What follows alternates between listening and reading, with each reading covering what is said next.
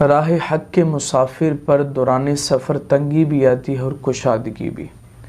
تنگی میں مرد حق صبر کا سہارا لیتا ہے اور کشادگی میں شکر کا۔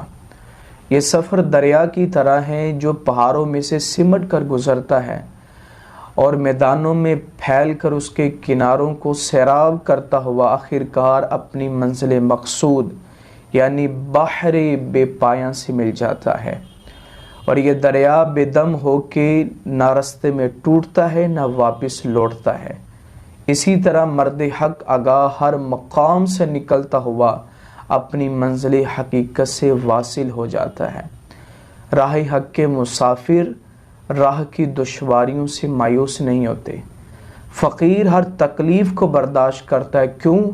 اس لیے کہ وہ جانتا ہے کہ جس نے اسے عزم سفر عطا کیا اسی نے مصیبت بھی بیچی ہے اور وہی منزل مقصود تک پہنچانے والا ہے۔